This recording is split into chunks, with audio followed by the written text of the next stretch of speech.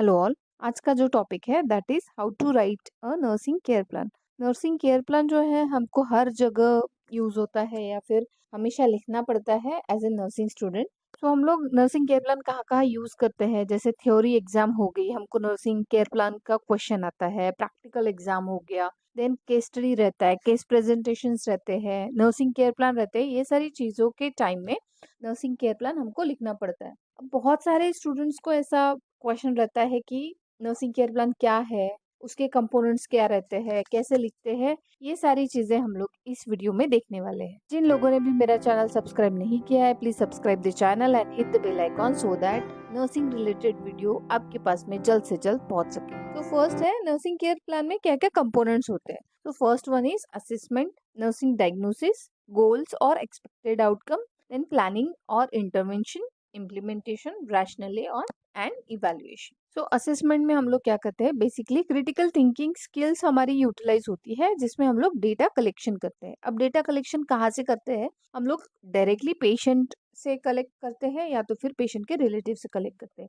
So patient subjective data में जो है वो वर्बल स्टेटमेंट रहते हैं, जैसे पेशेंट कंप्लेन करता है या फिर पेशेंट के रिलेटिव कंप्लेन करते हैं, वो सारी चीजें हम लोग सब्जेक्टिव डेटा में जा रहे हैं। जैसे वर्बल स्टेटमेंट, अगर पेशेंट बोल रहा है कि मुझे फीवरिश लग रहा है, ठीक है, तो ये वर्बल स्टेटमेंट हो गया, इसको बोलते हैं subjective data. Then objective data, जहाँ पे हम लोग देखेंगे, हम लोग मॉनिटर करेंगे, है ना, पेशेंट को ऑब्जर्व करेंगे, वो टाइम में हमको पता, जो हम लोग असेसमेंट करते हैं उसको बोलते हैं ऑब्जेक्टिव डेटा। जैसे पेशेंट का वेट कितना है, हाइट कितना है, इनटेक आउटपुट हम लोग मेजर करते हैं या पूछते हैं, है ना, और उसके अलावा वाइटल साइंस चेक करते हैं। ये सारी चीजें ऑब्जेक्टिव डेटा में आती है। नेक्स्ट है नर्सिंग डायग्नोसिस। तो नर्सिंग डायग्नोसिस जो है वो Nanda means north American nursing diagnosis association ने दी हुई जो डिफाइन की हुई डेफिनेशंस रहती है, उसका यूज हम लोग nursing as a nursing diagnosis करते हैं। तो नर्सिंग डायग्नोसिस जो है वो क्लिनिकल जजमेंट पे डिपेंड होता है। जैसे हम लोग अगर वाइटल साइंस चेक करते हैं और उसमें अगर हमको टेम्परेचर 100 डिग्री फ़ारेनहाइट मिलता है, तो हम लोग ये डिसाइड करेंगे बेस्ड ऑन दैट जजमेंट कि पेशेंट को फीवर है। ठीक है, तो clinical judgement about the human response to the health condition. और ये जो डायग्नोसिस होते हैं, नर्सिंग डायग्नोसिस होते हैं, वो नंदा ने जो डिफाइन किए हैं diagnosis, north American nurses diagnosis association ने जो नर्सिंग डायग्नोसिस डिफाइन की है, वही हमको नर्सिंग डायग्नोसिस यहाँ पे लिखने होते हैं। इसके अलावा नर्सिंग डायग्नोसिस जो है वो प्रायोरिटी के हिसाब से लिखते हैं। मतलब हम देखेंगे कि पेशेंट का पहले प्रायोरिटी क्या है।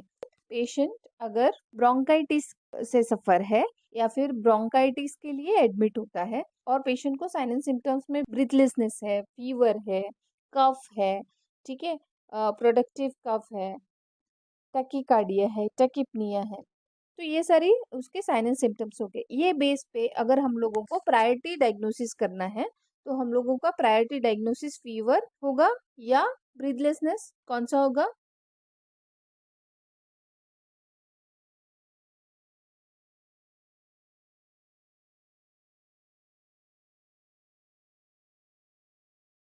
So correct answer is breathlessness. क्यों? क्योंकि ब्रीथलेसनेस अगर है पेशेंट को, वो ज्यादा इंपॉर्टेंट है या फिर ज्यादा हेल्थ इफेक्ट करता है पेशेंट को रादर देन फीवर। हमको जो है ये डिसीज कंडीशन में से ऐसे हमको प्रायोरिटाइज करनी होती है। मतलब कौन सी कंडीशन कितनी सीवियर है, वो सीवियरिटी के हिसाब से हमको नर्सिंग डायग्नोसिस बनाना होता है। हमेशा हमको प्रैक्टिकल में नर्सिंग डायग्नोसिस के टाइप्स पूछे जाते हैं। तो डायग्नोसिस कितने टाइप्स का होता है? एक है problem focus, second one is risk diagnosis, third one is health promotion and fourth one is syndrome. ये हो गया आपके नर्सिंग डायग्नोसिस। नेक्स्ट है गोल या एक्सपेक्टेड आउटकम। जो भी हम लोग असेसमेंट करते हैं, नर्सिंग डायग्नोसिस है, वो हिसाब से हमको क्या करना रहता है, पेशेंट का केयर प्लान बनाना रहता है। उसमें जो है हमारा गोल क्या रहेगा कि पेशेंट कैसे इम्प्रूव होगा, है ना, जो पेशेंट को तकलीफ है वो कैसे कम होगी, उसको हम लोग गोल बोलते हैं, है ना। तो एक्सपेक्टेड आउटकम या गोल जो है वो दो टाइप में डिवाइड होता है। First one is short term goal और second one is long term goal. तो शॉर्ट टर्म जो है विद इन 8 आवर्स या 12 आवर्स का होगा। लॉन्ग टर्म जो है वो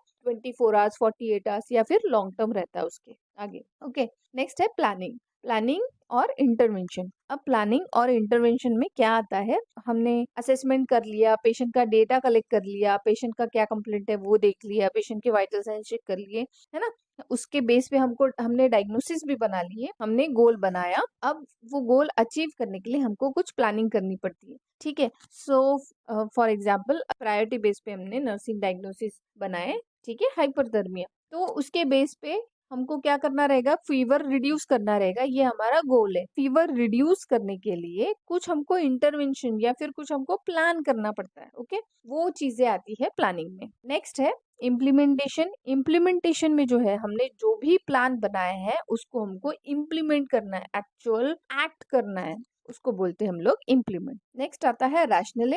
रैशनले मतलब होता है कॉजेस या कारण। हम लोग जो भी प्लान करेंगे या फिर हम लोग जो भी एक्शन करते हैं, वो प्लानिंग को जो हम लोग एक्चुअल में करते हैं उसके पीछे एक साइंटिफिक रैशनले होता है, उसको हम लोगों को यहाँ पे एक्सप्लेन करना रहता है। और लास्ट है इवैल्यूएशन। जो भी हमने नर्सिंग डायग्नोसिस बनाया है और नर्सिंग केयर हमने पेशेंट को प्रोवाइड की है, प्रोवाइड की हुई केयर कितनी इफेक्टिव है या फिर कितना इफेक्ट हुआ है, कितना पेशेंट का फीवर रिड्यूस हुआ है ना, ये सारी चीजें हम लोग इवैल्यूएशन में देखते हैं। तो ये हो गया आपके evaluation. So this is about पूरा नर्सिंग केयर प्लान के कंपोनेंट। क्या क्या देखा हमने, पहला असेसमेंट। असेसमेंट में सब्जेक्टिव डेटा और ऑब्जेक्टिव डेटा रहता है। देन है नर्सिंग डायग्नोसिस, देन है गोल और एक्सपेक्टेड आउटकम, नेक्स्ट है प्लानिंग और इंटरवेंशन, नेक्स्ट है इम्प्लीमेंटेशन, रैशनले और इवैल्यूएशन। अब इसका हम लोग एक एग्जाम्पल देखते हैं। तो एग्जाम्पल हम लोग लेंगे फीवर का। तो फीवर अगर है पेशेंट को, सब्जेक्टिव डेटा में क्या आएगा,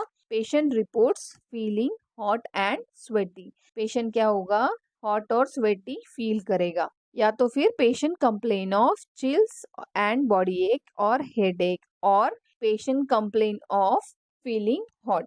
तो हम जो पेशेंट कंप्लेन ऑफ जो सेंटेंस है वो हमेशा रहता है और हम लोग हमेशा बहुत ज्यादा यूज होता है, पेशेंट कंप्लेंट ऑफ स्वेटिंग और फीवर। ये हो गया आपका सब्जेक्टिव डेटा। अब पेशेंट ने कंप्लेन किया, हम लोगों को क्या करना है, ऑब्जेक्टिव डेटा ढूंढना है ना। तो ऑब्जेक्टिव डेटा में क्या रहेगा, हम लोग जब वाइटल साइंस चेक करेंगे उसमें हमको पता चलेगा पेशेंट का बॉडी टेम्परेचर जो है वो एलिवेट है, और जो भी टेम्परेचर रहेगा यहाँ पे आपको लिखना रहेगा। ये आपको रेड कलर में दिख रहा होगा। ये जो है मैंने अभी एग्जाम्पल के तौर पे ये फाइंडिंग्स लिखी है, इसमें आपको आपके एक्चुअल अगर पेशेंट है तो उनका फाइंडिंग यहाँ पे लिखना पड़ेगा। नेक्स्ट आता है नर्सिंग डायग्नोसिस। नर्सिंग डायग्नोसिस में जो है वो नंदा के अकॉर्डिंग रहता है नर्सिंग डायग्नोसिस, है ना। तो हाइपरथर्मिया रिलेटेड टू, तो हाइपरथर्मिया रहेगा, रिलेटेड टू क्या है वो लिखना है हमको। रिलेटेड टू मैंने यहाँ पे सिर्फ एग्जाम्पल के लिए लिया है इन्फेक्शन, आप आपके डिसीज कंडीशन यहाँ पे लिख सकते हैं। और एज एविडेंस बाय, किसके बेस पे आपको पता चला कि पेशेंट को ये वाला नर्सिंग डायग्नोसिस है, मतलब हाइपरथर्मिया है, कौन से बेस पे पता चला। तो हमने वाइटल साइंस चेक किए थे, और वाइटल साइंस में हमको क्या मिला कि पेशेंट को फीवर है, कितना है, 100.4 डिग्री फ़ारेनहाइट। तो वो 104 डिग्री फ़ारेनहाइट यहाँ पे आपको एक्सप्लेन लिखना है। हमको क्या पता चला कि पेशेंट का बॉडी टेम्परेचर जो है वो एलिवेटेड है, तो इसके लिए हमने यहाँ पे एलिवेटेड बॉडी टेम्परेचर लिखा है। नेक्स्ट आता है गोल और एक्सपेक्टेड आउटकम। तो नेक्स्ट एक्सपेक्टेड आउटकम में क्या रहेगा, एक्सपेक्टेड आउटकम हमेशा याद रखना है कि फ्यूचर टेंस में लिखना है। तो पेशेंट विल, मतलब विल आएगा यहाँ पे, patient will have a body temperature with in normal range. Patient का जो बॉडी टेम्परेचर है जो अभी बढ़ा है वो कुछ टाइम बाद में या फिर कुछ घंटों बाद में कम होगा, और यहाँ पे जो है वो नॉर्मल रेंज लिखनी है। पेशेंट के जो नॉर्मल टेम्परेचर है वो कितना है वो लिखना है। नेक्स्ट आता है इंटरवेंशन। इंटरवेंशन जो है वो भी हमेशा फ्यूचर टेंस में रहता है। क्यों, क्योंकि हम लोग प्लान कर रहे हैं, हम लोग अभी कुछ दे नहीं रहे पेशेंट को, केयर दे नहीं रहे हैं, है ना, हम लोग प्लान कर रहे हैं। इसके लिए ये भी हमेशा सेंटेंसेस फ्यूचर टेंस में होते हैं, ठीक है। तो हम लोग वन बाय वन पॉइंट देख लेंगे, उसके बाद में हम लोग इम्प्लीमेंटेशन और रैशनल देखेंगे। तो फर्स्ट है assess the patient condition, next है provide comfortable position to the patient, है ना। ये जो दो पॉइंट है वो हमेशा सेम रहेंगे हर जगह, है ना। उसके बाद में check vital signs every 4 hourly and whenever necessary. Next है एडजस्ट द रूम टेम्परेचर, जो रूम का सराउंडिंग होता है उसका टेम्परेचर एडजस्ट करना है। नेक्स्ट है प्रोवाइड लाइट क्लॉथिंग, हल्के कपड़े या कॉटन वाले कपड़े पेशेंट को पहनने के लिए देना है। देन नेक्स्ट आता है इंश्योर प्रॉपर वेंटिलेशन। उसके बाद में आता है encourage patient to drink plenty of fluids, give tepid sponging, check vital signs every 2 hourly. Give antipyretic medication as per doctor's order. ये हो गया आपका प्लान पूरा, है ना, इंटरवेंशन। फिर इम्प्लीमेंटेशन में क्या आता है? इम्प्लीमेंटेशन में जो हमने इंटरवेंशन जो प्लान किया है पास्ट टेंस में आता है इम्प्लीमेंटेशन में। क्यों पास्ट टेंस में आता है? क्योंकि हमने जो प्लान किया था वो हमने पेशेंट को प्रोवाइड किया है केयर, और वो जो टास्क है वो कंप्लीट हो गया है हमारा, इसके लिए हम लोग पास्ट टेंस में लिखते हैं यहाँ पे, ठीक है। इम्प्लीमेंटेशन के साथ में हम लोग रैशनली भी देखेंगे, ठीक है। तो फर्स्ट है असेस द पेशेंट कंडीशन। अब पेशेंट का कंडीशन हम लोग क्यों असेस करते हैं? Regular monitoring helps to detect change in a patient condition. Regular monitoring करने की वजह से क्या होता है? पेशेंट के हेल्थ में जो भी चेंजेस हो रहा है वो हमको पता चलता है, ठीक है। नेक्स्ट है कंफर्टेबल पोजीशन प्रोवाइडेड। इसमें एक चीज ध्यान रखनी है कि अगर आपके पास में पेशेंट है तो हमको इम्प्लीमेंटेशन लिखना है। अगर हम लोग सिर्फ एग्जाम में लिख रहे हैं तो हम लोग इंटरवेंशन ऑब्लिक इम्प्लीमेंटेशन करके एक ही पॉइंट लिख सकते हैं, रिपीट करने की जरूरत पड़ती नहीं है, ओके।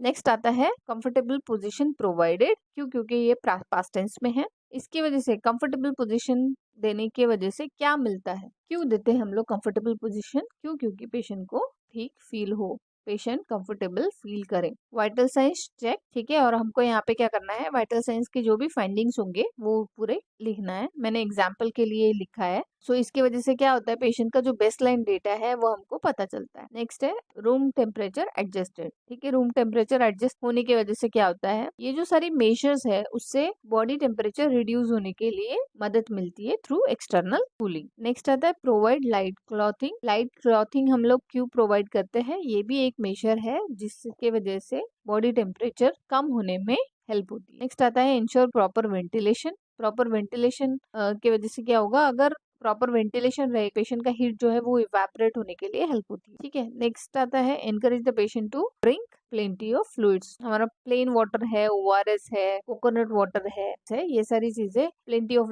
वाटर्स में आती है। तो इसकी वजह से क्या होता है? It helps to maintain hydration and prevent fluid volume deficient. Next आता है rapid sponging. Provides rapid sponging to the patient. It helps to decrease the body temperature. Then again check the vital signs every 2 hourly. It will help to know the baseline data. Then if the fever is not reduced, inform to the doctor and administer the antipyretic medication as per doctor's order. और कौन सा medication दिया है वो यहाँ पे आपको notify करना है, ओके। सो एंटीपायरेटिक क्या करती है? Antipyretic helps to lower the body temperature and relieve the discomfort associated with the fever, ठीक है। ये हो गया उसका रैशनली। देन इवैल्यूएशन सबसे लास्ट आएगा। इवैल्यूएशन हम लोग कब लिखते हैं? जब पेशेंट का, ठीक है, 8 आवर्स हो गया या फिर 6 आवर्स हो गया, पेशेंट का फीवर कम हो गया है, वो या तो फिर वो जो कंप्लेंट है पेशेंट की वो अगर सबसाइड हो रही है तो वो टाइम में हम लोग इवैल्यूएशन लिखते हैं, है ना। तो इवैल्यूएशन में हमको क्या लिखना है? इवैल्यूएशन में फाइंडिंग्स आएगी कि अभी जो प्रेजेंट है, आज अभी जो प्रेजेंट है पेशेंट का जो भी कंप्लेंट है, या तो फीवर है होगा पेशेंट को, या तो फिर रिड्यूस हुआ होगा। लाइक पेशेंट को फीवर था 100.4, है ना, तो पेशेंट का फीवर में भी 99 हुआ होगा, या तो फिर 98 आया होगा, नॉर्मल आया होगा। वो सारा इवैल्यूएशन में हमको लिखना है, ठीक है। तो यहाँ पे मैंने एग्जाम्पल के लिए लिखा है patient temperature has return to the normal range. मतलब पेशेंट का जो टेम्परेचर है वो नॉर्मल रेंज में आ गया है। So this is about nursing care plan with example how to write nursing care plan. आज के लिए इतना ही। If you like my video please like, subscribe and share. Thank you.